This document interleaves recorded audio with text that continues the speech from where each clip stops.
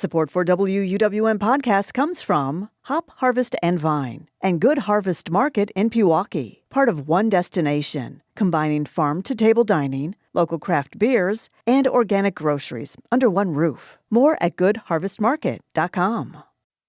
You're listening to Lake Effect Spotlight from WUWM, Milwaukee's NPR station. Here's one of our favorite conversations about the people, places, and organizations that shape Milwaukee. July has been dry and hot, which aren't ideal conditions for farmers or their cows. Tom Oberhaus is the co-operator of Cozy Nook Farm in Waukesha County. Cozy Nook is primarily a dairy farm, and it supplements its business with seasonal pumpkin and Christmas tree sales.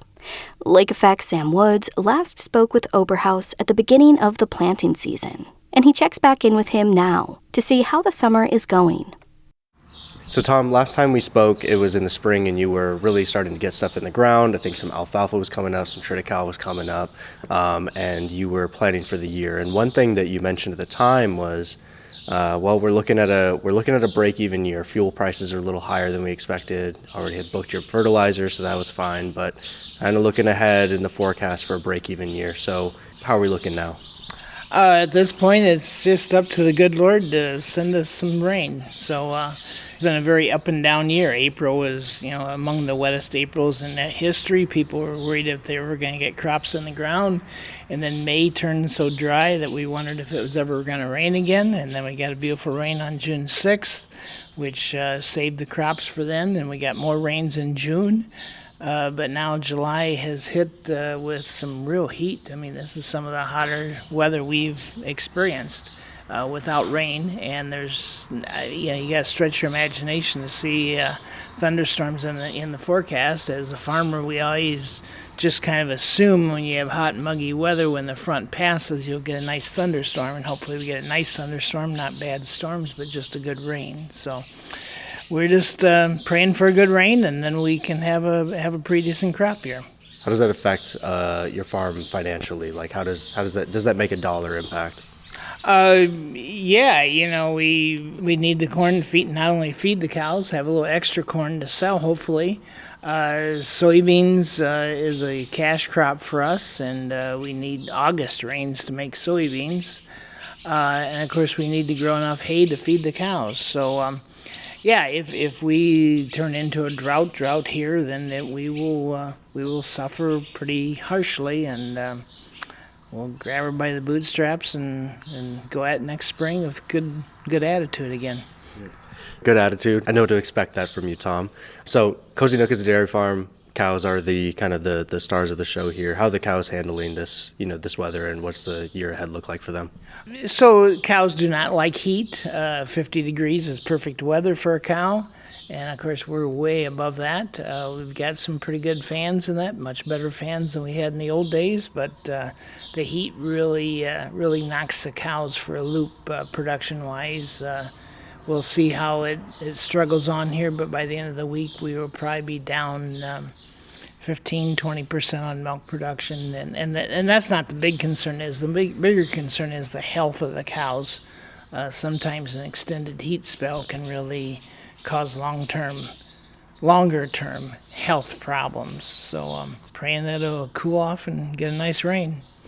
So you're not just physically on the farm all the time. You were at a dairy convention, I believe, last week. You'll have state fair obligations coming up. You got a county fair things happening.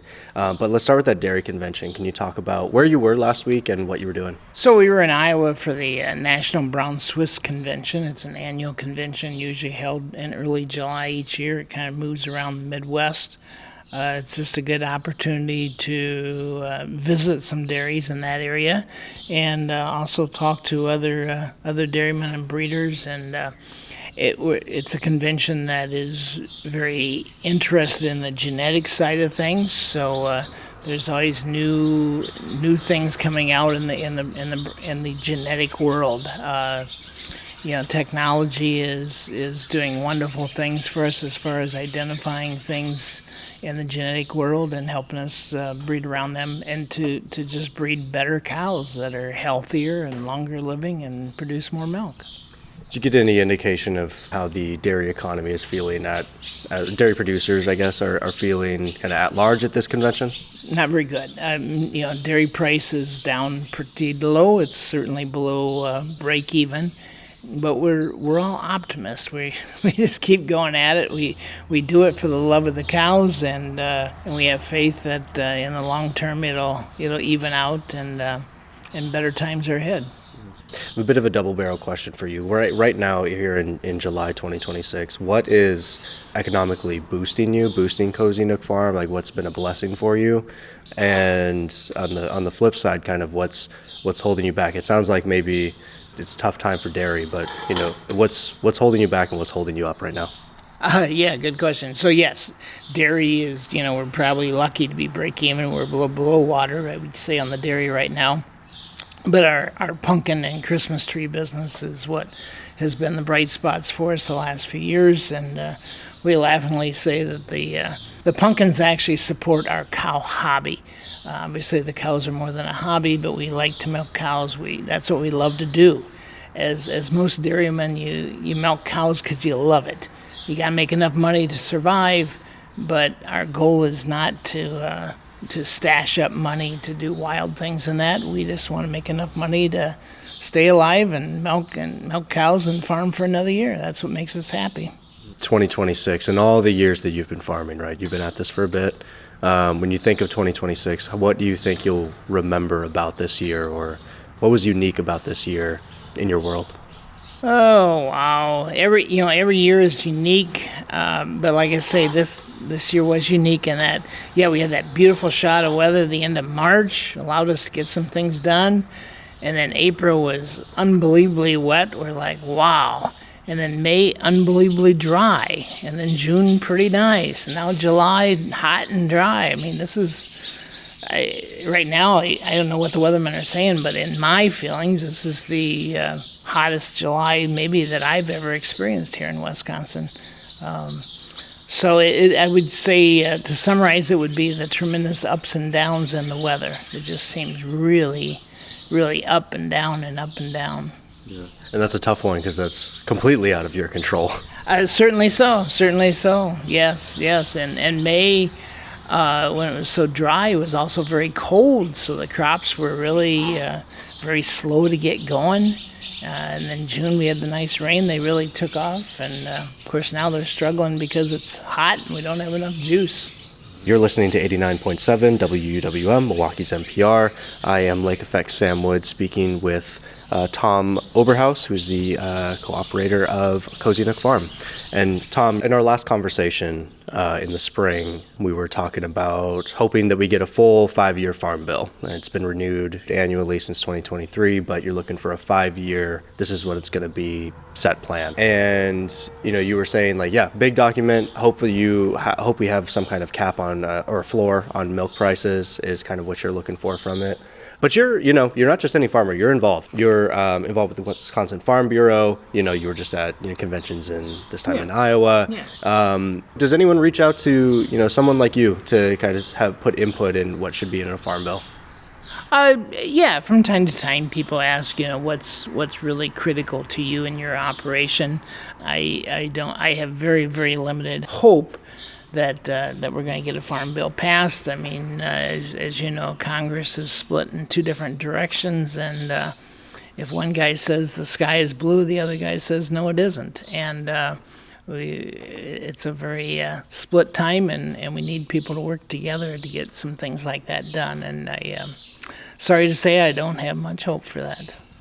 That is the first time I've heard you express that you don't have hope or optimism, Tom. This must be serious.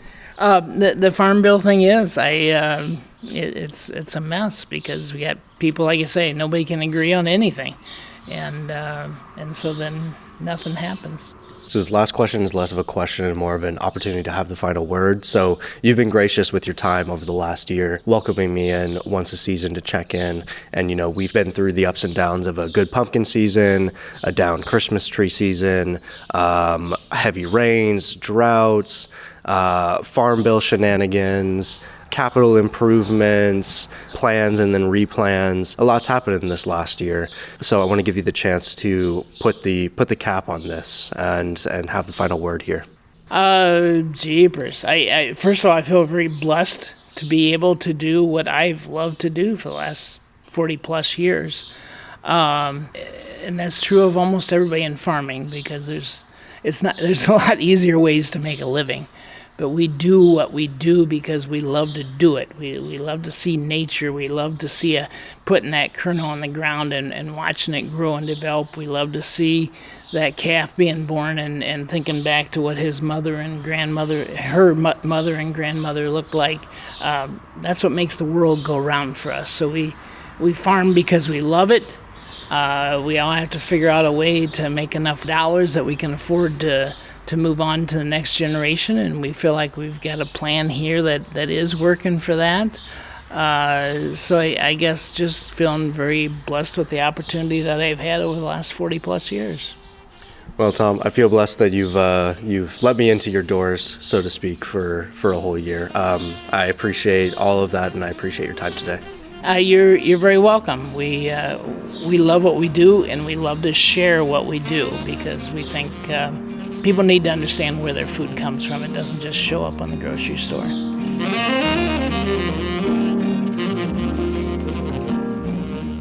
Tom Oberhaus is the co-operator of Cozy Nook Farm in Waukesha County. He spoke with Lake Effect Sam Woods for the final installment of our check-in series about the changing economic landscape.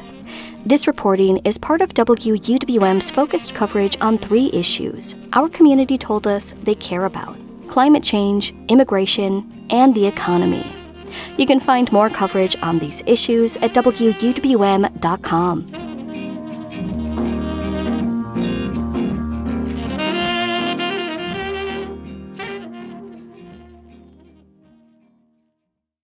That was the Lake Effect Spotlight podcast. It comes from your local NPR station, WUWM. Subscribe to the Lake Effect Spotlight podcast to hear more great stories about Milwaukee.